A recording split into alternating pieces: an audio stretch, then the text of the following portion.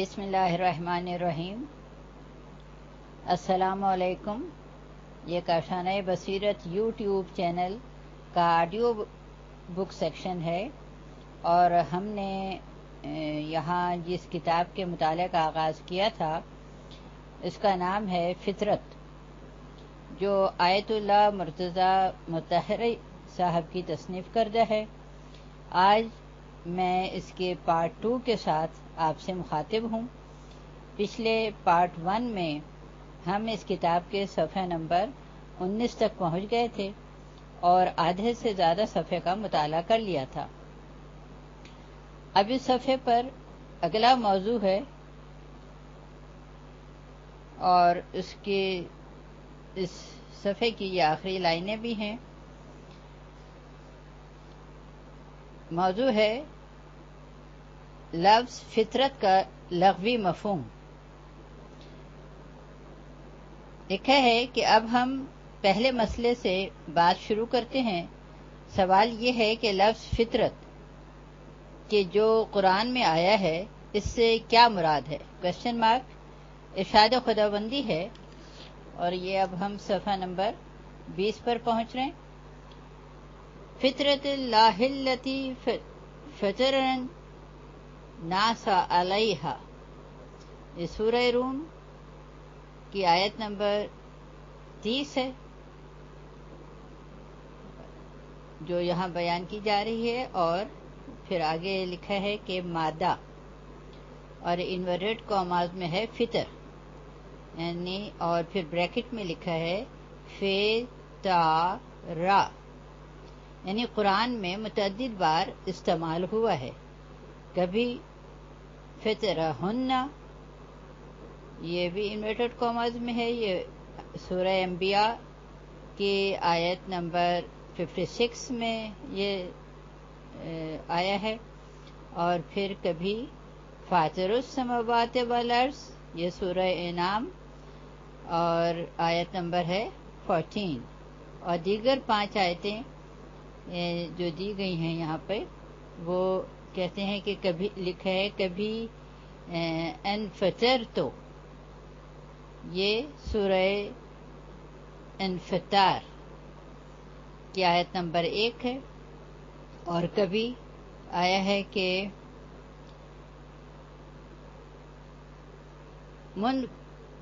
منفطرم بہی، یہ سورہ مزمل کی آیت نمبر 28 ہے۔ تو ہر مقام پر، یعنی جتنی اوپر مثالیں دی گئی ہیں اس میں آگے یہ لکھتے ہیں، اگلا پیراگراف ہے کہ ہر مقام پر اسی لفظ کے معنی ہیں ابدا اور خلق، بلکہ خلق بھی ابدا کے معنوں میں ہی ہے۔ ابدا کے معنی کسی سابقہ نمونے کو پیش نظر رکھے بغیر پیدا کرنے کے ہیں، اور لفظ فطرت اس صیغے میں یعنی بروزن فعل صرف ایک آیت میں آیا ہے کہ جو انسان اور دین کے بارے میں ہے، جس کے مطابق دین فطرت اللہ ہے، اور وہ آیت کیا ہے وہ نیچے یہ دی گئی ہے، میں اسے یہ ہے فَأَقِمْ وَجْهَكَ لِلدِّينِ حَنِيفًا فِطْرَةَ اللَّهِ الَّتِي فَطَرَ النَّاسَ عَلَيْهَا لَا تَبْدِيلَ لِخَلْقِ اللَّهِ، یہ سورہ روم آیت نمبر 30 ہے۔ اس آیت کی تشریح ہم بعد میں عرض کریں گے، یہ اگلے پیراگراف میں یہ لکھا ہے۔ جو لوگ عربی زبان سے آشنا ہیں وہ جانتے ہیں کہ فعال کا وزن نوعیت اور کیفیت پر دلالت کرتا ہے، اور جلسہ یعنی بیٹھنا، اور جلسہ یعنی بیٹھنے کا خاص انداز، جیسے جلست زید، یعنی میں زید کے انداز میں بیٹھا، یعنی جیسے زید بیٹھتا ہے میں ایسے بیٹھا۔ ابن مالک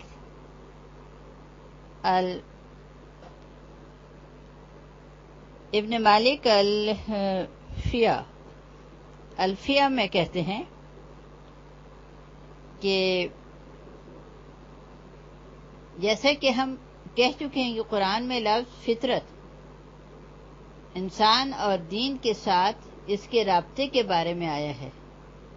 فطرت لتی فطر الناس علیہا، یعنی وہ خاص خلقت کہ جو ہم نے انسان کو دی، یعنی انسان ایک خاص انداز سے پیدا ہوا ہے.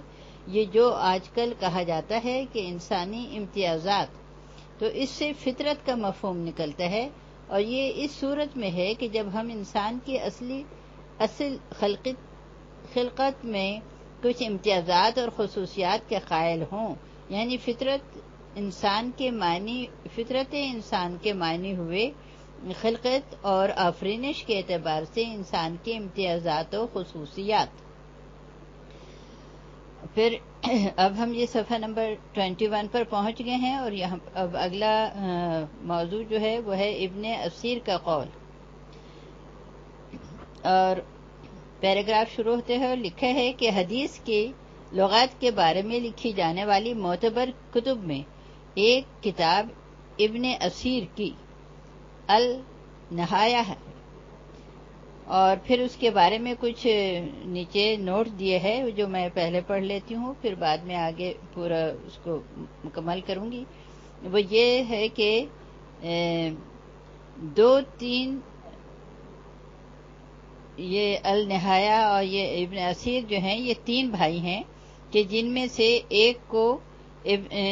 سے ہر ایک کو ابن اسیر کہا جاتا ہے، اور تینوں ہی اسلام کے محقق علماء میں سے ہیں. ایک کا لقب عز الدین ہے، اور دوسرے کا حجت الدین ہے، اور تیسرے کا حیاء الدین ہے. اب پھر ہم ادھر اپنے پیراگراف کی طرف چلتے ہیں اور وہاں دیکھتے ہیں کہ وہ کیا کہہ رہے ہیں. تو یہ بیان کر رہے ہیں کہ یعنی یہ کتاب جو ہے ابن اسیر کی النہایہ ہے جو معروف ہے، اور ہم چونکہ معتبر مدارک سے ثبوت پیش کرنا چاہتے ہیں اس لیے اس کتاب کا بھی حوالہ پیش کرتے ہیں. جیسے لغات قرآن کے لیے راغب، یہ راغب انورٹڈ کاماز میں لکھا ہوا ہے، راغب کی کتاب مفردات یہ بھی انورٹڈ کاماز میں ہے، نہایت عمدہ ہے، کیونکہ راغب نے قرآنی الفاظ کی بنیادی معنی کا اچھی طرح تجزیہ کیا ہے. یہی کام ابن اسیر نے حدیث کی لغات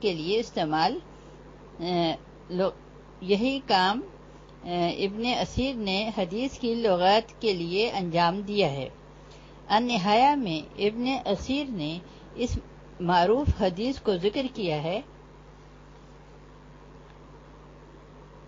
کہ ہر مولود فطرت اسلام پر پیدا ہوتا ہے، لیکن اس کے والدین، اور انورٹڈ کاماز میں لکھا ہے، اس میں بریکٹ میں لکھا ہے کہ بیرونی عوامل اسے منحرف کر کے یہودی، عیسائی یا آتش پرست بنا دیتے ہیں. یہ پوری حدیث ہے اور یہ انورٹڈ کاماز میں ہے. اگلا پیراگراف ہے اور صفحہ نمبر پہ ہم پہنچ گئے ہیں 22 پر. اس حدیث کے بارے میں ہم بعد میں بحث کریں گے. ابن اسیر نے یہ حدیث نقل کر کے لفظ فطرت کے معنی یوں بیان کیے ہیں کہ الفطرت الابتداء والاختراع، اور پھر بریکٹ میں لکھا ہے فطر، یعنی ابتداء اور اختراع یعنی خلقت ابتدائی کے، جسے ایجاد بھی کہتے ہیں. اس سے مراد ایسی خلقت جس میں کسی کی تقلید نہ کی گئی ہو. اللہ کا کام فطر ہے، اختراع، لیکن انسان کا کام عموماً تقلید ہے. یہاں تک کہ انسان جو ایجاد بھی کرتا ہے اس میں بھی تقلید کے عناصر موجود ہوتے ہیں. یہ اگلا پیراگراف شروع ہے کہ انسان عالم طبعی کی تقلید کرتا ہے، یعنی عالم طبعی پہلے سے موجود ہے اور انسان اسے نمونہ قرار دے کر اس کی بنیاد پر تصویر بناتا ہے، صنائی کرتا ہے، مجسمہ سازی کرتا ہے۔ انسان کبھی ایجاد اور اختراع بھی کرتا ہے اور ایجاد اور اختراع کی صلاحیت رکھتا ہے، لیکن انسانی ایجاد و اختراع کا اصل سرچشمہ عالم طبعی ہی ہے اور اسی سے وہ رہنمائی حاصل کرتا ہے۔ معرف اسلامی میں اس بات پر بہت زور دیا گیا ہے کہ نہج البلاغہ اور دیگر اسلامی کتب میں اس سلسلے میں بہت کچھ موجود ہے اور لازمی طور پر ایسا ہی ہے۔ البتہ اللہ تعالیٰ نے اپنے کام کے لیے کسی کی صنائی کی تقلید نہیں کی، کیونکہ جو کچھ ہے اسی کا بنایا ہوا ہے۔ ہم اب پہنچ چکے ہیں صفحہ نمبر 23 پر، اور اس کی صنائی سے کوئی چیز مقدم نہیں ہے، لہذا لفظ فطر ابتداء اور اختراع کے مساوی ہے، یعنی ایسا عمل کہ جس میں کسی اور کی تقلید نہ کی گئی ہو۔ ابن اسیر اس کے بعد لکھتے ہیں کہ فطرت یعنی خلقت کی ایک خاص حالت اور ایک خاص نوعیت کے معنی ہوتے ہیں۔ یہ خاص طور پر، اب یہ بریکٹ میں اس کی کچھ تفصیل بیان کر رہے ہیں کہ یہ خاص طور پر اس لیے بیان کر رہا ہوں کہ جب ہم بعد میں وضاحت کریں گے تو ہمیں معلوم ہوگا کہ یہ معنی ان کلمات کے لیے ان کے مفہوم کی بنا پر ہیں، اور یہ کہ اس صحیح لغوی مفہوم کو نہایت معتبر اہل لغت نے بہت پہلے بیان کیا ہے۔ مزید لکھتے ہیں کہ یعنی انسان ایک خاص طرح کی سرشت اور طبیعت کے ساتھ پیدا کیا گیا ہے، اس طرح سے وہ دین کو قبول کرنے کی قابلیت رکھتا ہے، اور اگر اسے اسی کے حال پر اور طبیعت پر چھوڑ دیا جائے تو وہ اسی راستے کا انتخاب کرے گا، بشرطے کہ بیرونی اور خارجی طور پر متاثر کرنے والے عوامل اسے اس راستے سے نہ بھٹکا دیں۔ صفحہ نمبر ہے 24۔ اس کے بعد ابن اسیر کہتے ہیں کہ حدیث میں فطرت کا لفظ کئی بار آیا ہے۔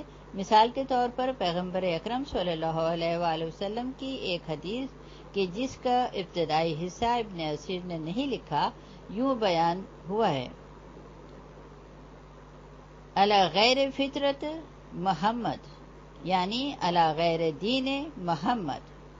مقصد یہ ہے کہ اس مقام پر لفظ دین کے بجائے فطرت کا لفظ آیا ہے۔ اسی طرح ابن اسیر نے حضرت علی سے نقل کیا ہے، حضرت علی علیہ السلام سے نقل کیا ہے کہ وَجَبَّارَ الْقُلُوبِ عَلَى فِطْرَتِهَا، اور پھر یہ اس کے بریکٹ میں لکھا ہے اگلے لائن میں کہ نہج البلاغہ میں اس سے ملتا جلتا جملہ آیا ہے وَجَاهِلَ الْقُلُوبَ عَلَى فِطْرَتِهَا۔ اللہ تعالیٰ جس نے دلوں کو پیدا کیا ہے، وہ ان دلوں کی فطرتوں کی بنیادوں پر ان کا جبار ہے، یعنی تلافی کرنے والا یا تکمیل کرنے والا۔ اس سے مراد اخلاق ہے۔ پھر آگے ابن اسیر کہتے ہیں علی فطرتها ای علی خلقها، اور بریکٹ میں دیا گیا ہے کہ یہ النہایہ ابن اسیر جلد 3 اور صفحہ نمبر 450 سے یہاں پہ لیا گیا ہے۔ آگے نیا ہے موضوع کہ ابن عباس کا قول، ابن عباس رضی اللہ تعالی عنہ کا قول کہ ابن عباس رضی اللہ تعالی عنہ سے ایک عجیب حدیث منقول ہے۔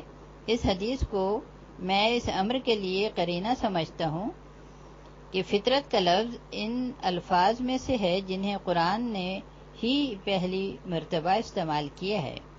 ابن عباس رضی اللہ تعالی رسول اللہ صلی اللہ علیہ وآلہ وسلم کے چچا زاد تھے، قریش تھے اور صاحب علم و فضل انسان تھے۔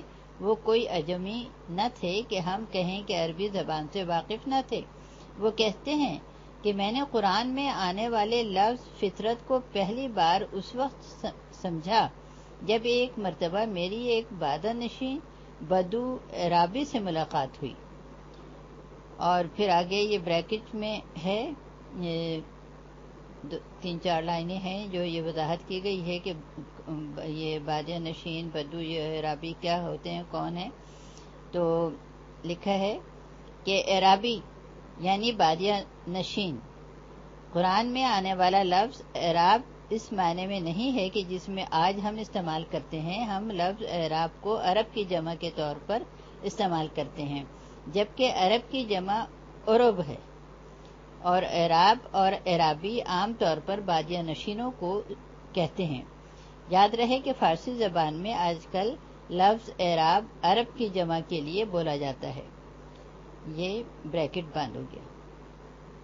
اور اگلی لائن میں لکھا ہے کہ اور اس نے ایک مسئلے میں، یعنی ابن عباس رضی اللہ تعالیٰ عنہ نے بتایا کہ وہ جو بادیہ نشینوں سے جو ملاقات ہوئی تھی عرابی سے، تو وہ اس نے ایک مسئلے میں اس لفظ کو استعمال کیا. جب اس نے اس مسئلے میں یہ لفظ استعمال کیا تو مجھ پر آیت کا مفہوم واضح ہوا. ابن عباس رضی اللہ تعالیٰ عنہ کے الفاظ یوں ہیں: ما كنت أدري ما فاطر السماوات والأرض حتى أحتكم إلى عرابيان في بئر. یعنی قرآن میں آنے والے لفظ فاطر کو میں صحیح طور پر نہیں سمجھا تھا، یہاں تک کہ 2 بادیہ نشین میرے پاس آئے کہ جن کے پانی کے ایک کنویں کے مسئلے پر اختلاف تھا. ان میں سے ایک نے کہا انا فطرتہا، وہ کہنا چاہ رہا تھا کہ کنواں میرا ہے، اور اس کی مراد یہ تھی کہ اسے شروع میں نے کھودا ہے. پھر یہ آگے بریکٹ میں ہے اور یہ تفصیل کچھ بتا رہے ہیں کہ آپ جانتے ہیں کہ جب کسی کنویں کو کھودا جاتا ہے تو ایک عرصے کے بعد اس کے پانی کی سطح نیچی ہو جاتی ہے، لہذا اسے دوبارہ مزید نیچے گہرا کرنا پڑتا ہے تاکہ پانی دوبارہ حاصل کیا جا سکے. بریکٹ بند. اور صفحہ نمبر ہے 26. وہ کہنا، پھر اگلا پیراگراف ہے، وہ کہنا چاہ رہا تھا کہ میں اس کا پہلا مالک ہوں، یعنی میں نے اسے پہلے کھودا ہے. ابن عباس رضی اللہ تعالی عنہ کہتے ہیں کہ میں اس سے سمجھا کہ قرآن میں فطرت کے کیا معنی ہیں، یعنی انسان کی ایک ایسی 100% ابتدائی خلقت کہ غیر انسان میں جس کی کوئی مثال نہیں. دیگر مواقع پر بھی عربی زبان میں جہاں فطر کا لفظ استعمال ہوا ہے وہاں بھی یہ ابتدائی ہونے اور سابقہ نہ رکھنے کا مفہوم رکھتا ہے. مثلا عرب کہتے ہیں اونٹ کے دانت جب نکلتے ہیں اور وہ پہلی بار گوشت کو چیر کر نمایاں ہوتے ہیں تو ابتداً ان کے نکلنے کو فطر کے لفظ سے تعبیر کیا جاتا ہے. اسی طرح سے کسی جانور کی پستان سے جو پہلا دودھ حاصل کیا جاتا ہے اسے اسی اعتبار سے فطرہ کہتے ہیں، یعنی بولی یا کھیس، جیسے ہم جو اپنے زبان میں یہاں کہتے ہیں. اگلا پیراگراف ہے. راغب اصفہانی نے بھی اس لفظ کا اسی طرح تجزیہ کیا ہے جیسے النہایہ میں ابن اسیر نے اس کو واضح کیا ہے. چونکہ اسے دوبارہ بیان کرنے سے تکرار ہوتی ہے اس لیے اس کی جانب اشارہ کرنا ضروری نہیں. اگلا موضوع ہے شیخ عباس قمی کی گفتگو. شیخ عباس قمی نے اپنی سفینۃ البحار، اور پھر اس کو بریکٹ میں پھر یہ اس کی وضاحت کر رہے ہیں.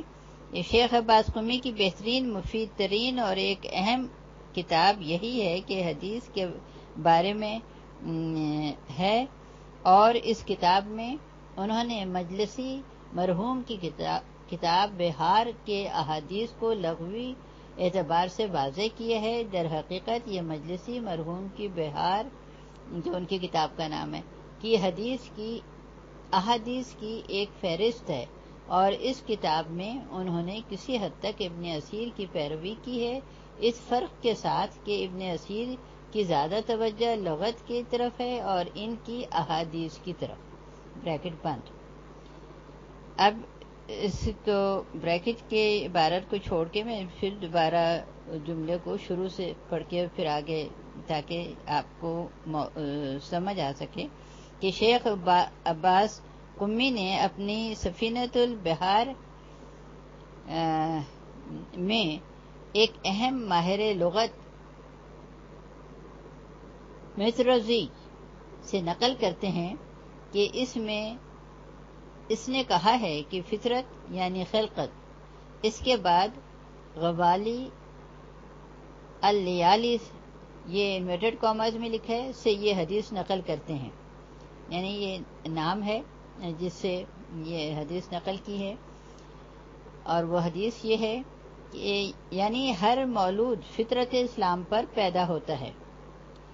اگلے پیراگراف میں بیان کرتے ہیں کہ اس کے بعد انہوں نے امام جعفر صادق علیہ السلام سے ایک حدیث نقل کی ہے جس میں آپ نے ایک مناسبت کے لحاظ سے لفظ فطرت استعمال کیا ہے، لیکن فطرت کے اس استعمال سے ہٹ کر کے جس میں ہم استعمال کرتے ہیں۔ ابی بصیر کہتے ہیں کہ ایک دن میں حضرت امام جعفر صادق علیہ السلام کی خدمت میں موجود تھا۔ اونٹ کا گوشت لایا گیا اور ہم نے کھایا، پھر دودھ لایا گیا، انہوں نے اس میں سے کچھ نوش فرمایا اور مجھ سے کہا کہ تم بھی پیو، میں نے بھی پیا۔ میں نے پوچھا کہ یہ کیا ہے؟ Question mark. اس میں یہ اگلا پیراگراف شروع ہو رہا ہے۔ اس میں ایک خاص قسم کا مزہ تھا۔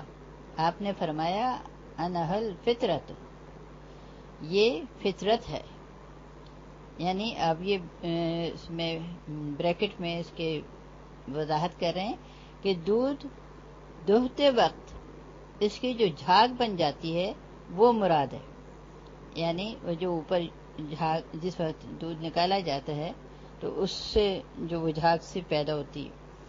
پھر بھی اس لفظ میں وہی ابتدائیت کا مفہوم ہی موجود ہے۔ اب ہم لفظ فطرت کے لغوی بحث سے آگے بڑھتے ہیں اور ہم صفحہ نمبر پہ پہنچ گئے ہیں 28 پر، اور یہاں پر موضوع ہے فطرت، صبغہ اور حنیف۔ یہ تین لفظ یہاں پہ دیے گئے اور لکھا ہے، پیراگراف شروع ہوتا ہے کہ قرآن حکیم میں تین الفاظ ایسے استعمال ہوئے ہیں کہ قرآن نے دین کے معنی اور مفہوم کے لحاظ سے انہیں ہم معنی اور مفہوم کے لحاظ سے انہیں یہ اس کے دوبارہ وہی الفاظ لکھے ہیں یہاں پر، تو میں اس لیے اس کو اس طرح کرتی استعمال کہ قرآن نے دین کے معنی اور مفہوم کے لحاظ سے انہیں ہم معنی الفاظ کے طور پر استعمال کیا ہے، یعنی تین ایسے مختلف مفہوم ہیں کہ ان کا مصداق ایک ہے۔ ان میں سے ایک یہی لفظ فطرت ہے، اور اس کے لیے پھر وہی آیت سورہ روم کی آیت نمبر 30 جو ہے وہ پیش کی گئی ہے کہ فطرت اللہ التی فطر الناس علیہا۔ دوسرا لفظ ہے صبغہ۔ صبغہ بھی انورٹڈ کاماز میں لکھا ہے، اور تیسرا بھی انورٹڈ کاماز میں ہے حنیف، یعنی دین کے لیے فطرت اللہ بھی کہا گیا ہے، صبغۃ اللہ بھی کہا گیا ہے، اور لدین حنیفہ بھی کہا گیا ہے۔ اب ہم کچھ صبغہ اور حنیفہ کے بارے میں گفتگو کرتے ہیں۔ قرآن میں ارشاد ہوتا ہے، یہ سورہ بقرہ کی آیت نمبر 138 کا ترجمہ ہے کہ اللہ کا رنگ اور اللہ کے رنگ سے بہتر کیا ہے؟ یہ انورٹڈ کاماز میں اس کے ترجمہ دیا گیا ہے۔ صبغہ یہ فاعلہ کے وزن پر ہے، اور یہ صبغہ اور صباغ کے مادہ سے ہے۔ صبغہ کے معنی ہیں رنگ کرنا اور صباغ یعنی رنگ ریز یا رنگ کرنے والا۔ صبغہ یعنی رنگ کرنے کے ایک خاص کیفیت، خاص طرح سے رنگنا۔ صبغۃ اللہ یعنی وہ خاص رنگ جو اللہ نے کائنات میں بھرا ہے، یعنی الہی رنگ۔ دین کے بارے میں کہا گیا ہے کہ یہ الہی رنگ ہے، یہ وہ رنگ ہے کہ جسے دست قدرت نے کائنات اور خلقت میں بھرا ہے اور اس نے انسان کو اس رنگ میں ڈھالا ہے۔ مفسرین نے کہ جن میں راغب بھی شامل ہیں، کہا ہے کہ قرآن میں یہ تعبیر اس غسل تعمید کی طرف اشارہ ہے کہ جو عیسائی انجام دیا کرتے تھے۔ صفحہ نمبر ہے 29۔ اور پھر آگے یہ جو عیسائی یہ غسل تعمید انجام دیتے تھے اس کی کچھ وضاحت ہے۔ بریکٹ کے اندر بریکٹ شروع ہوتا ہے اور کہتے ہیں کہ پانی میں چونکہ وہ لوگ عیسائی عموداً نہلاتے تھے اس لیے اسے غسل تعمید کہتے ہیں۔ بعض کتابوں میں ہے کہ غسل کے لیے پانی کا کوئی خاص رنگ مثلا زرد جیسا ہوتا تھا، اور یہ بریکٹ بند ہو گیا۔ اور اب عیسائی غسل تعمید پر اعتقاد رکھتے تھے اور آج بھی اسے انجام دیتے ہیں جب وہ کسی کو عیسائی بنانا چاہتے ہیں، بلکہ یہاں تک کہ عیسائیوں کے ہاں جب کوئی بچہ پیدا ہوتا ہے تو اسے عیسائی مذہب میں داخل کرنے کے لیے یہ غسل دیتے ہیں، گویا اس طرح سے اس پر عیسائیت کا رنگ چڑھاتے ہیں اور اس نہلانے کو اس طرح سے مسیحیت کا رنگ دینا سمجھتے ہیں۔ قرآن میں ارشاد ہوتا ہے کہ رنگ تو وہ رنگ ہے کہ اللہ نے جو خلقت کے اندر بھرا ہے، اور ایک آیت میں ارشاد ہوتا ہے، اور یہ آیت ہے سورہ آل عمران کی 67 آیت، اور ترجمہ اس کا ہے کہ ابراہیم یعنی حضرت ابراہیم سے مراد ہے، انورٹڈ کاماز میں ہے، یہودی اور نصرانی نہیں تھے بلکہ وہ تو حنیف مسلمان تھے۔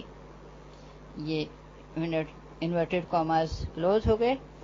اور پھر قرآن کہتے ہیں کہ انسان ایک فطرت کا حامل ہے اور وہ دین ہے، اور دین بھی اسلام ایک حقیقت ہے۔ آدم علیہ السلام سے خاتم صلی اللہ علیہ وآلہ وسلم تک قرآن ادبیات کا قائل نہیں ہے، ایک دین کا قائل ہے۔ یہی وجہ ہے کہ قرآن اور حدیث میں لفظ دین کی جمع استعمال نہیں ہوئی، کیونکہ دین فطرت ہے، راستہ ہے، انسان کے سرشت میں موجود ایک حقیقت ہے۔ یہ صفحہ نمبر ہے 30۔ انسانوں کے مختلف طرح سے پیدا نہیں کیا گیا، جتنے بھی انبیاء آئے ان کی تمام احکام کی بنیاد فطری احساس کو بیدار کرنے، زندہ کرنے اور پروان چڑھانے پر تھی۔ جو کچھ وہ پیش کرتے تھے اس فطرت انسانی کا تقاضا ہے۔ فطرت انسانی کے تقاضے مختلف طرح کے اور الگ الگ نہیں ہوتے، لہذا قرآن فرماتا ہے کہ جس چیز کے نوح حامل تھے یعنی نوح علیہ السلام حامل تھے وہ دین تھا اور اس کا نام اسلام تھا، اور جس چیز کے ابراہیم علیہ السلام حامل تھے وہ بھی دین ہی تھا کہ جس کا نام اسلام ہے، اور یہ جو نام بعد میں پیدا ہوئے اور جو وجود میں آئے حقیقی دین اور اس کی فطرت سے انحراف ہے، یعنی در حقیقت جس چیز کی نوح علیہ السلام، موسیٰ علیہ السلام، عیسیٰ علیہ السلام اور ہر نبی حامل تھا وہ دین اسلام ہی تھا۔ اب پھر یہ آگے بریکٹ شروع ہوتے ہیں، بریکٹ میں یہ عبارت لکھی ہے کہ بعض لوگوں نے یہ سوال کیا کہ کیا شریعتیں بھی فطری ہیں یا نہیں؟ Question mark. ہم اس سلسلے میں بعد میں بیان کریں گے کہ یہ جو ہم کہتے ہیں کہ دین فطری ہے تو اس کی کون سی چیز فطری ہے؟ آیا اس کے اصول و معارف فطری ہیں یا احکام بھی فطری ہیں یا جزیات ہیں؟ یہ جزیات ہیں، ان پر بعد میں گفتگو کی جائے گی۔ لہذا قرآن فرماتا ہے، اور وہی سورہ آل عمران کی آیت نمبر 67 ہے کہ ابراہیم یہودی اور نصرانی نہیں تھے بلکہ وہ تو حنیف مسلمان تھے۔ صفحہ نمبر ہے 31۔ اور قرآن یہ نہیں فرمانا چاہتا کہ ابراہیم علیہ السلام رسول اللہ صلی اللہ علیہ وسلم کے زمانے کے مسلمان کی طرح کسی پیغمبر آخر الزماں کی امت تھے۔ بلکہ فرماتا ہے کہ یہودیت اور عیسائیت حقیقی اسلام سے انحراف ہے اور اسلام در حقیقت ایک ہی ہے۔ وہ آیت مبارکہ جو میں نے یعنی یہ مصنف کہہ رہے یہ پہلے بیان کی ہے، اس میں فرمایا گیا ہے کہ اس رنگ چڑھانے کا کیا فائدہ ہے؟ Question mark. غسل تعمید اور اس جیسے غسلوں کی کیا تاثیر ہے؟ Question mark. کیا غسل تعمید سے کسی کو وہ کچھ بنایا جا سکتا ہے جو کچھ وہ نہیں ہے؟ Question mark. رنگ بھرنا تو وہ رنگ بھرتا ہے جو دست قدرت نے خود کائنات میں بھر دیا اور سمو دیا۔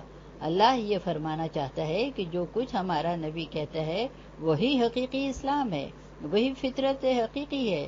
فطرت حقیقی یعنی وہ رنگ کی جسے اللہ نے خلقت یعنی مخلوق یہ انورٹڈ کاماز میں ہے میں بھر کر روح انسانی میں رچا دیا اور چڑھا دیا ہے۔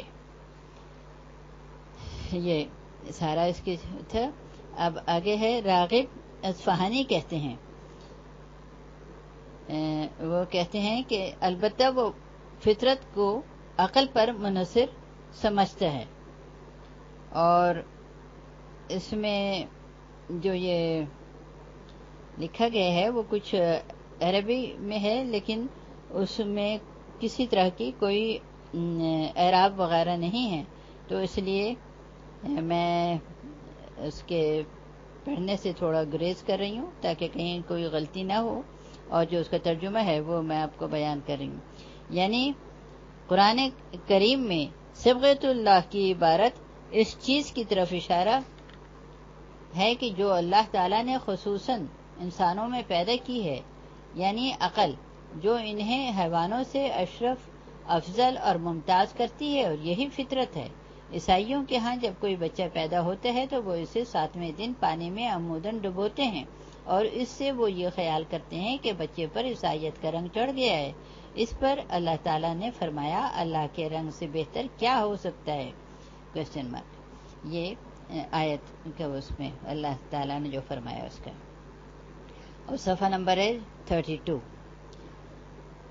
اور پھر آگے حدیث میں ہے کہ الدین الحنیف و فطرت و صبغۃ اللہ و تعریف فی المیثاق، یہ لیا گیا ہے، یہ بریکٹ میں دیے گئے اس کے کہ معنی الاحبار بحوالہ بحار الانوار، چاپ جدید، جلد 3، باب 11 اور صفحہ نمبر 276 سے یہ لی گئی یہ حدیث، اور اس کا ترجمہ ہے کہ دین حنیف اور دین فطرت اور صبغۃ اللہ وہی ہے کہ جس سے اللہ نے انسان کو میثاق کے موقع پر آشنا کیا ہے، اور بریکٹ میں پھر وضاحت ہے کہ میثاق وہ پیمان یا عہد ہے جو اللہ تعالیٰ نے روح انسانی سے لیا ہے، اور بریکٹ کلوز ہو گئے۔ اور اگلا پیراگراف ہے یہ میثاق اسی چیز کی طرف اشارہ ہے کہ جسے عالم زر سے تعبیر کیا جاتا ہے، لہذا ضروری ہو جاتا ہے کہ اس مقام پر ہم عالم زر کے مسئلے پر گفتگو کریں اور دیکھیں کہ اس کا مفہوم اور معنی کیا ہے۔ کیا انسان قبل ازیں اسی عالم مادہ میں چھوٹے چھوٹے جانداروں کی طرح تھے؟ Question mark. اور پھر انہوں نے یہ موجودہ یہ انورٹڈ کاماز میں صورت اختیار کر لی ہے، یا پھر اس کی کوئی دقیق تر معنی ہے؟ Question mark. ظاہر ہے کہ اس کا مفہوم اس سے کہیں زیادہ دقیق تر ہے۔ اب صفحہ نمبر ہے 33، حنیف کا مفہوم۔ زرارہ نے امام محمد باقر علیہ السلام سے پوچھا کہ حنفا اللہ سے کیا مراد ہے؟ تو پھر یہ انورٹڈ کاماز میں ہے مال حنیفت، حنیفیت کیا ہے؟ امام نے فرمایا حنیفیت یعنی فطرت، گویا امام نے بھی اسے ایک تکونی اور طبعی مسئلے کی طرف پلٹایا ہے۔ شیخ صدوق اپنی عمدہ کتاب توحید میں فرماتے ہیں کہ زرارہ نے امام باقر علیہ السلام سے حنفا اللہ غیر مشرکین بہی اور پھر حنفیت کے بارے میں پوچھا تو امام نے فرمایا یہ ہے وہ فطرت جس پر اللہ نے انسان کو پیدا کیا ہے، اللہ کی آفرینش تبدیل نہیں ہوتی۔ یہ آپ نے فرمایا امام محمد باقر علیہ السلام نے۔ اور پھر اگلا پیراگراف میں ہے کہ امام علیہ السلام نے مزید فرمایا کہ اللہ نے انہیں معرفت پر پیدا کیا ہے، اور اس کے بعد امام علیہ السلام نے واقعہ زر کی طرف اشارہ کیا اور فرمایا کہ رسول اللہ صلی اللہ علیہ وسلم نے بھی فرمایا ہے کل مولود یولد علی فطرت، یعنی ہر کسی کی فطرت میں یہ معرفت موجود ہے کہ اللہ اس کا خالق ہے۔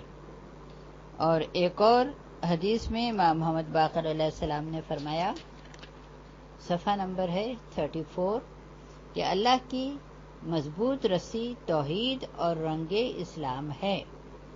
ابن اسیر نے مادہ حنف، یہ انورٹڈ کاماز میں ہے، کہ وہی معنی بیان کیے ہیں جو ہماری احادیث میں آئے ہیں۔ اس نے کہا ہے کہ حنفا کے معنی یہ ہیں کہ اللہ نے انسانوں کو گناہوں سے پاک پیدا کیا ہے۔ اس کے الفاظ یوں ہیں، اور وہی ہے کہ یہ الفاظ کافی 4-5-6 لائنیں ہیں عربی میں، لیکن بغیر کسی اعراب کے، تو اس وجہ سے اس کی نیچے جو اردو میں ترجمہ یا خلاصہ دیا ہے میں وہی اس کی پڑھوں آپ کو سناؤں گی، کہ اس عبارت کا خلاصہ یہ ہے کہ حنیفیت یعنی حقیقت کی طرف رجحان اور میلان۔ پس اگر ہم لفظ حنیف کی تعریف کرنا چاہیں تو وہ کچھ اس طرح سے ہوگی کہ مائل بحق، یہ انورٹڈ کاماز میں ہے، اور مائل بحقیقت اور حق اور حقیقت کی جانب جھکاؤ رکھنے والا، یا خدا اور توحید کی طرف میلان اور رغبت رکھنے والا۔ انسان کی فطرت میں حنیفیت ہونے کے معنی یہ ہیں کہ حق و حقیقت کی طرف میلان، یا انورٹڈ کاماز میں ہے کہ رجحان اس کی فطرت میں شامل ہے، یہاں تک کہ یعنی یہ مصنف لکھ رہے ہیں کہ ہماری گفتگو لفظ فطرت کے لغوی مفہوم کے بارے میں تھی، اور قرآن و حدیث میں اس کے بنیادی معنی کی تلاش کے لیے، نیز اجمالاً جاننے کے لیے کہ اس کی بنیاد آیات قرآنی اور احادیث میں موجود ہیں، اور یہ کہ یہ ایک بنیادی مسئلہ ہے، لہذا اس قدر عرض کرنا ضروری تھا۔ صفحہ نمبر ہے 35، اور یہیں پر ہم اپنے اس کا اختتام کرتے ہیں۔ اگلے آڈیو میں انشاءاللہ پھر ملاقات ہوگی۔